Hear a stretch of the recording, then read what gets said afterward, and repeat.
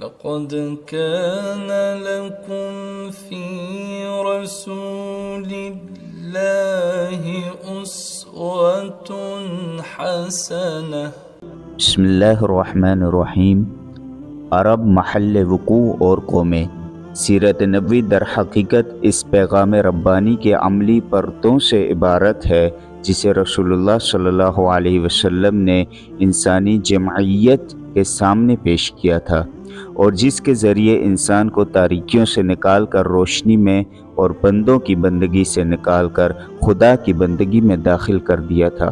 چونکہ اس سیرت طیبہ کی مکمل صورت گری ممکن نہیں جب تک کہ اس پیغام ربانی کے نزول سے پہلے کے حالات اور بعد کے حالات کا تقابل نہ کیا جائے، اس لیے اصل بحث سے پہلے پیش نظر باب میں اسلام سے پہلے کی عرب اقوام اور ان کے نشو و نما کی کیفیت بیان کرتے ہوئے ان حالات کا خاکہ پیش کیا جا رہا ہے جن میں رسول اللہ صلی اللہ علیہ وسلم کی بعثت ہوئی تھی۔ عرب کا محل وقوع۔ لفظ عرب کے لغوی معنی ہے صحرا اور بے آب و گیا زمین۔ عہد قدیم سے یہ لفظ جزیرہ نمائے عرب اور اس میں بسنے والی قوموں پر بولا گیا ہے۔ عرب کے مغرب میں بحر احمر اور جزیرہ نمائے سینا ہے، مشرق میں خلیج عرب اور جنوبی عراق کا ایک بڑا حصہ ہے۔ جنوب میں بحر عرب ہے جو در حقیقت بحر ہند کا پھیلاؤ ہے۔ شمال میں ملک شام اور کسی قدر شمالی عراق ہے۔ ان میں سے بعض سرحدوں کے متعلق اختلاف بھی ہے۔ کل رقبے کا اندازہ 10 لاکھ سے 13 لاکھ مربع میل تک کیا گیا ہے۔ جزیرہ نمائے عرب طبعی اور جغرافیائی حیثیت سے بڑی اہمیت رکھتا ہے۔ اندرونی طور پر یہ ہر 4 جانب سے صحرا اور ریگستان سے گھرا ہوا ہے، جس کی بدولت یہ ایسا محفوظ قلعہ بن گیا ہے کہ بیرونی قوموں کے لیے اس پر قبضہ کرنا اور اپنا اثر و نفوذ پھیلانا سخت مشکل ہے۔ یہی وجہ ہے کہ قلب جزیرۃ العرب کے باشندے عہد قدیم سے اپنے جملہ معاملات میں مکمل طور پر آزاد و خود مختار نظر آتے ہیں، حالانکہ یہ ایسی 2 عظیم طاقتوں کے ہمسایہ تھے کہ اگر یہ ٹھوس قدرتی رکاوٹ نہ ہوتی تو ان کے حملے روک لینا باشندگان عرب کے بس کی بات نہ تھی۔ بیرونی طور پر جزیرہ نمائے عرب پرانی دنیا کے تمام معلوم بر اعظموں کے بیچوں بیچ واقع ہے، اور خشکی اور سمندر دونوں راستوں سے ان کے ساتھ جڑا ہوا ہے۔ اس کا شمال مغربی گوشہ بر اعظم افریقہ میں داخلے کا دروازہ ہے، شمال مشرقی گوشہ یورپ کی کنجی ہے، مشرقی گوشہ ایران، وسط ایشیا اور مشرق بعید کے دروازے کھولتا ہے اور ہندوستان اور چین تک پہنچاتا ہے۔ اسی طرح ہر بر اعظم سمندر کے راستے بھی جزیرہ نمائے عرب سے جڑا ہوا ہے، اور ان کے جہاز عرب بندرگاہوں پر براہ راست لنگر انداز ہوتے ہیں۔ اس جغرافیائی محل وقوع کی وجہ سے جزیرۃ العرب کے شمالی اور جنوبی گوشے مختلف قوموں کی آماجگاہ اور تجارت و ثقافت اور فنون و مذاہب کے لین دین کا مرکز رہ چکے ہیں۔ عرب قومیں۔ مورخین نے نسلی اعتبار سے عرب اقوام کی 3 قسمیں قرار دی ہیں۔ عرب بعیدہ، یعنی وہ قدیم عرب قبائل اور قومیں جو بالکل ناپید ہو گئیں اور ان کے متعلق ضروری تفصیلات بھی دستیاب نہیں، مثلاً عاد، سمود، تشم، جدیس، عمالقہ وغیرہ۔ عرب عاربہ، یعنی وہ عرب قبائل جو یارب بن یشجب بن قحطان کی نسل سے ہیں، انہیں قحطانی عرب کہا جاتا ہے۔ عرب مستعربہ، یعنی وہ عرب قبائل جو حضرت اسماعیل علیہ السلام کی نسل سے ہیں، انہیں عدنانی عرب کہا جاتا ہے۔ عرب عاربہ، یعنی قحطانی عرب کا اصل گہوارہ ملک یمن تھا، یہیں ان کے خاندان اور قبیلے مختلف شاخوں میں پھوٹے، پھیلے اور بڑھے۔ ان میں سے 2 قبیلوں نے بڑی شہرت حاصل کی، حمیر جس کی مشہور شاخیں زید الجمہور، قزاعہ اور سکاسک ہیں، کہلان جس کی مشہور شاخیں ہمدان، انمار، طی، مزحج، کندہ، لخم، جزام، ازواوس، خزرج اور اولاد جفنہ ہیں، جنہوں نے آگے چل کر ملک شام کے اطراف میں بادشاہت قائم کی اور آل غسان کے نام سے مشہور ہوئے۔ عام کہلانی قبائل نے بعد میں یمن چھوڑ دیا اور جزیرۃ العرب کے مختلف اطراف میں پھیل گئے۔ ان کے عمومی ترک وطن کا واقعہ سیل ارم سے کسی قدر پہلے اس وقت پیش آیا جب رومیوں نے مصر و شام پر قبضہ کر کے اہل یمن کی تجارت کے بحری راستے پر اپنا تسلط جما لیا اور بری شاہراہ کی سہولیات غارت کر کے اپنا دباؤ اس قدر بڑھا دیا کہ کہلانیوں کی تجارت تباہ ہو کر رہ گئی۔ کچھ عجب نہیں کہ کہلانی اور حمیری خاندانوں میں چشمک بھی رہی ہو اور یہ بھی کہلانیوں کے ترک وطن کا ایک مؤثر سبب بنی ہو۔ اس کا اشارہ اس سے بھی ملتا ہے کہ کہلانی قبائل نے تو ترک وطن کیا لیکن حمیری قبائل اپنی جگہ برقرار رہے۔ جن کہلانی قبائل نے ترک وطن کیا ان کی 4 قسمیں کی جا سکتی ہیں۔ ازد، انہوں نے اپنے سردار عمران بن عمر مزیقیہ کے مشورے پر ترک وطن کیا۔ پہلے تو یہ یمن ہی میں ایک جگہ سے دوسری جگہ منتقل ہوتے رہے اور حالات کا پتہ لگانے کے لیے آگے آگے ہراول دستوں کو بھیجتے رہے، لیکن آخرکار شمال کا رخ کیا اور پھر مختلف شاخیں گھومتے گھماتے مختلف جگہ دائمی طور پر سکونت پذیر ہو گئے۔ اس کی تفصیل درج ذیل ہے۔ ثعلبہ بن عمر، اس نے اولاً حجاز کا رخ کیا اور ثعلبیہ اور ذیقار کے درمیان اقامت اختیار کی۔ جب اس کی اولاد بڑی ہو گئی اور خاندان مضبوط ہو گیا تو یہ مدینہ کی طرف کوچ کیا اور اسی کو اپنا وطن بنا لیا۔ اسی ثعلبہ کی نسل سے اوس اور خزرج ہیں جو ثعلبہ کے صاحبزادے حارثہ کے بیٹے ہیں۔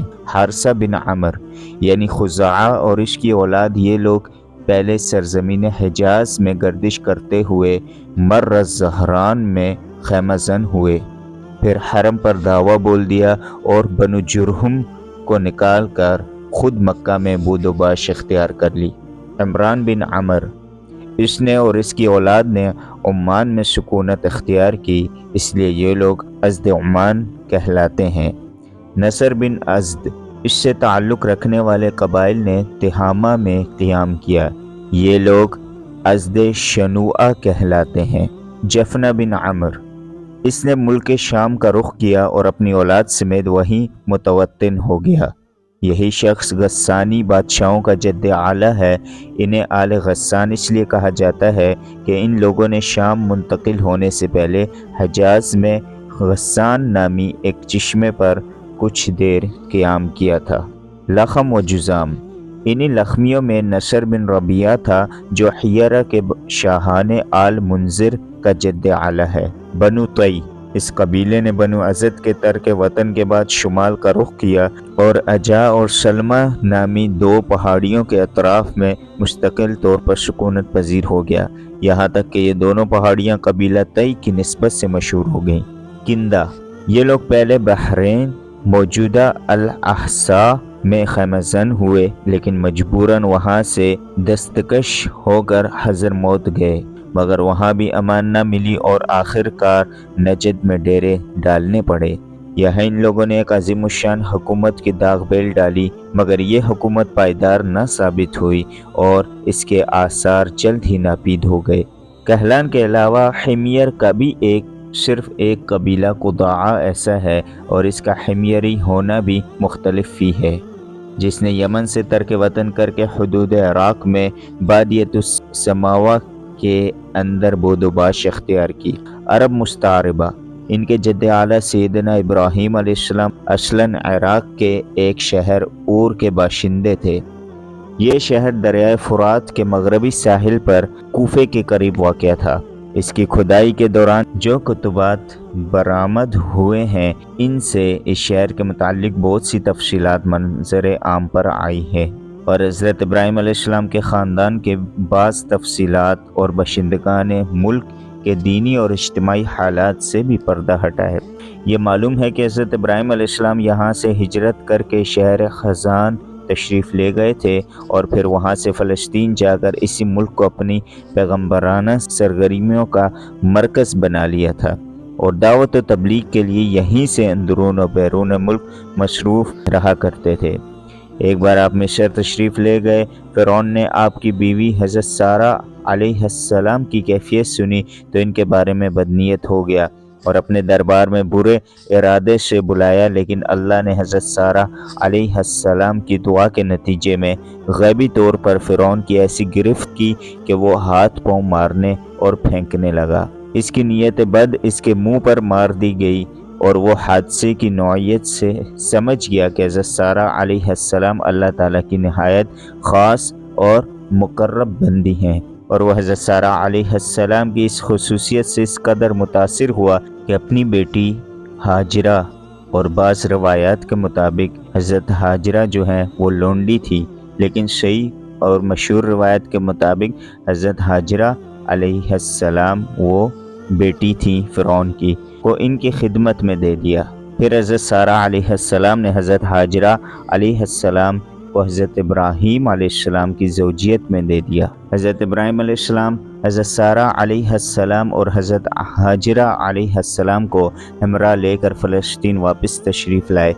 پھر اللہ تعالیٰ نے حضرت ابراہیم علیہ السلام کو ہاجرہ علیہ السلام کے بطن سے ایک فرزند ارجمند اسماعیل علیہ السلام عطا فرمایا، لیکن اس پر حضرت سارہ علیہ السلام کو جو بے اولاد تھیں بڑی غیرت آئی، اور انہوں نے حضرت ابراہیم علیہ السلام کو مجبور کیا کہ حضرت ہاجرہ علیہ السلام کو ان کے نوازیدہ بچے سمیت جلا وطن کر دیں۔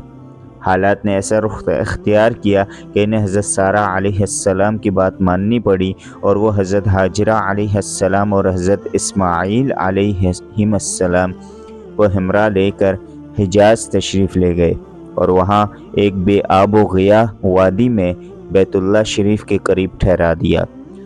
اس وقت بیت اللہ شریف نہ تھا، صرف ٹیلے کی طرح ابری ہوئی زمین تھی۔ سیلاب آتا تھا تو دائیں بائیں سے کترا کر نکل جاتا تھا۔ وہیں مسجد حرام کے بالائی حصے میں زمزم کے پاس ایک بہت بڑا درخت تھا۔ آپ نے اسی درخت کے پاس حضرت ہاجرہ اور حضرت اسماعیل علیہ السلام کو چھوڑا تھا۔ اس وقت مکے میں نہ پانی تھا، نہ آدم اور نہ آدم زاد، اس لیے حضرت ابراہیم علیہ السلام نے ایک توشہ دان میں کھجور اور ایک مشکیزے میں پانی رکھ دیا۔ اس کے بعد فلسطین واپس چلے گئے، لیکن چند ہی دن میں کھجور اور پانی ختم ہو گیا اور سخت مشکل پیش آئی، مگر اس مشکل وقت پر اللہ کے فضل سے زمزم کا چشمہ پھوٹ پڑا اور ایک عرصے تک کے لیے سامان رزق اور متاع حیات بن گیا۔ تفصیلات معلوم و معروف ہیں۔ کچھ عرصے بعد یمن سے ایک قبیلہ آیا جسے تاریخ میں جرہم ثانی کہا جاتا ہے۔ یہ قبیلہ اسماعیل علیہ السلام کی ماں سے اجازت لے کر مکہ میں ٹھہر گیا۔ کہا جاتا ہے کہ یہ قبیلہ پہلے مکہ کے گرد و پیش کی وادیوں میں سکونت پذیر تھا۔ صحیح بخاری میں اتنی صراحت موجود ہے کہ رہائش کی غرض سے یہ لوگ مکہ میں حضرت اسماعیل علیہ السلام کی آمد کے بعد اور ان کے جوان ہونے سے پہلے وارد ہوئے تھے، لیکن اس وادی سے ان کا گزر اس سے پہلے بھی ہوا کرتا تھا۔ حضرت ابراہیم علیہ السلام اپنے متروکات کی نگہداشت کے لیے وقتاً فوقتاً مکہ تشریف لایا کرتے تھے، لیکن یہ معلوم نہ ہو سکا کہ اس طرح ان کی آمد کتنی بار ہوئی۔ البتہ تاریخی مآخذ میں 4 بار ان کی آمد کی تفصیل محفوظ ہے، جو یہ ہے۔ قرآن مجید میں بیان کیا گیا ہے کہ اللہ تعالیٰ نے حضرت ابراہیم علیہ السلام کو خواب میں دکھایا کہ وہ اپنے صاحبزادے حضرت اسماعیل علیہ السلام کو ذبح کر رہے ہیں۔ یہ خواب ایک طرح کا حکم الہی تھا، اور باپ بیٹے دونوں اس حکم الہی کے تعمیل کے لیے تیار ہو گئے، اور جب دونوں نے سر تسلیم خم کر دیا اور باپ نے بیٹے کو پیشانی کے بل لٹا دیا، تو اللہ تعالیٰ نے پکارا، اے ابراہیم، تم نے خواب کو سچ کر دکھایا، ہم نیکوکاروں کو اسی طرح بدلہ دیتے ہیں۔ یقیناً یہ ایک کھلی ہوئی آزمائش تھی، اور اللہ نے انہیں فدیے میں ایک عظیم ذبیحہ عطا فرمایا۔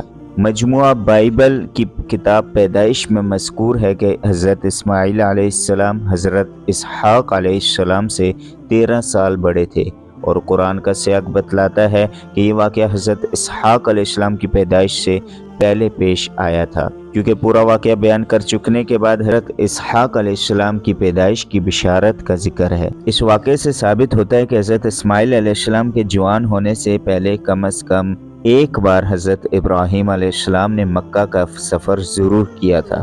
بقیہ 3 سفروں کی تفصیل صحیح بخاری کی ایک طویل روایت میں ہے، جو ابن عباس رضی اللہ عنہ سے مرفوعاً مروی ہے۔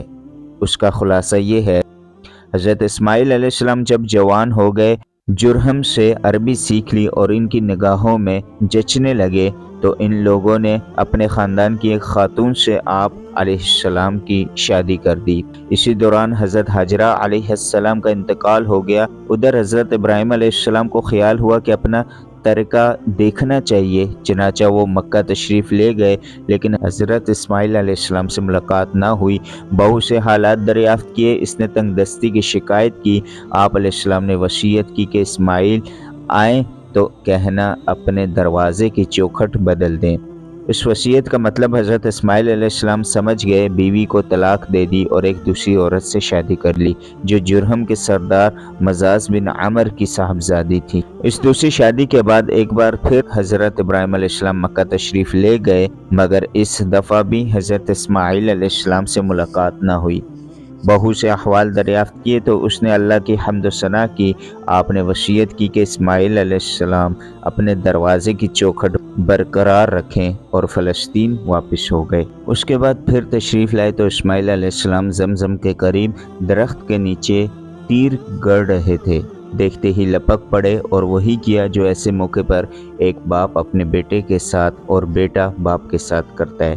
یہ ملاقات اتنے طویل عرصے کے بعد ہوئی تھی کہ ایک نرم دل اور شفیق باپ اپنے بیٹے سے اور ایک اطاعت شعار بیٹا اپنے باپ سے بمشکل ہی اتنی لمبی جدائی برداشت کر سکتا ہے۔ اسی دفعہ دونوں نے مل کر خانہ کعبہ کی تعمیر کی، بنیادیں کھود کر دیواریں اٹھائیں اور ابراہیم علیہ السلام نے ساری دنیا کے لوگوں کو حج کے لیے آواز دی۔ اللہ تعالیٰ نے مزاز کی صاحبزادی سے اسماعیل علیہ السلام کو 12 بیٹے عطا فرمائے، جن کے نام یہ ہیں: نابت یا نبایوت، کیدار، ادباہیل، مبشام، مشمع، دوما، میشا، حدد، تیمہ، یتور، نفیس، قیدمان۔ ان 12 بیٹوں سے 12 قبیلے وجود میں آئے اور سب نے مکہ ہی میں بود و باش اختیار کی۔ ان کی معیشت کا دار و مدار زیادہ تر یمن اور مصر و شام کی تجارت پر تھا۔ بعد میں یہ قبائل جزیرۃ العرب کے مختلف اطراف میں بلکہ بیرون عرب بھی پھیل گئے اور ان کے حالات زمانے کی دبیز تاریکیوں میں دب کر رہ گئے۔ صرف نابت اور قیدار کی اولاد اس گمنامی سے مستثنی ہے۔ نبطیوں کے تمدن کو شمالی حجاز میں فروغ اور عروج حاصل ہوا۔ انہوں نے ایک طاقتور حکومت قائم کر کے گرد و بیش کے لوگوں کو اپنا باجگزار بنا لیا۔ بطرا ان کا دارالحکومت تھا، کسی کو ان کے مقابلے کی تاب نہ تھی۔ پھر رومیوں کا دور آیا اور انہوں نے نبطیوں کو قصہ پارینہ بنا دیا۔ مولانا سید سلمان ندوی رحمہ اللہ نے ایک دلچسپ بحث اور گہری تحقیق کے بعد ثابت کیا ہے کہ آل غسان اور انصار یعنی اوس و خزرج قحطانی عرب نہ تھے، بلکہ اس علاقے میں نابت بن اسماعیل علیہ السلام کی جو نسل بچی کچی رہ گئی تھی وہی تھے۔ قیدار بن اسماعیل علیہ السلام کی نسل مکہ ہی میں پھلتی پھولتی رہی، یہاں تک کہ عدنان اور پھر ان کے بیٹے معد کا زمانہ آ گیا۔ عدنانی عرب کا سلسلہ نسب صحیح طور پر یہیں تک محفوظ ہے۔ عدنان نبی صلی اللہ علیہ وسلم کے سلسلہ نسب میں 21ویں پشت پر پڑھتے ہیں۔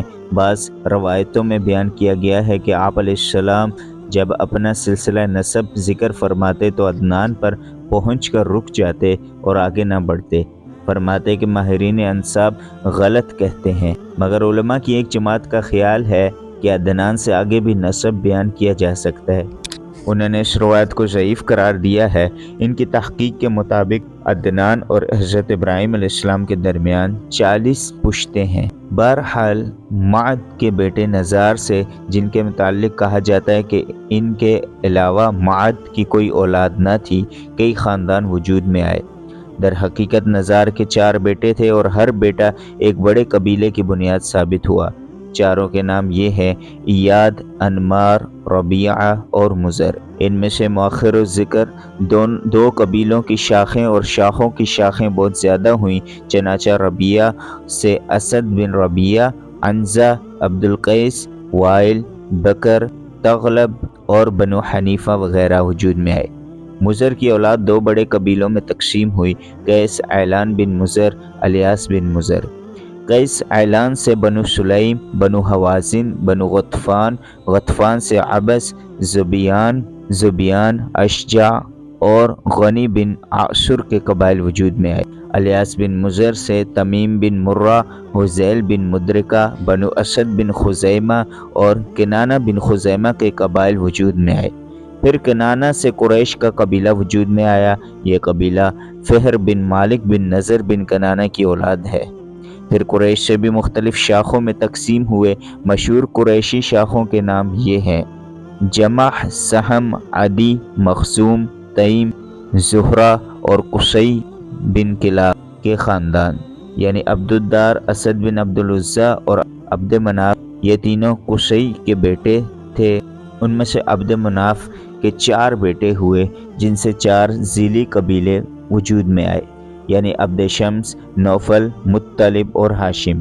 انہی ہاشم کی نسل سے اللہ تعالیٰ نے ہمارے حضور محمد صلی اللہ علیہ وسلم کا انتخاب فرمایا۔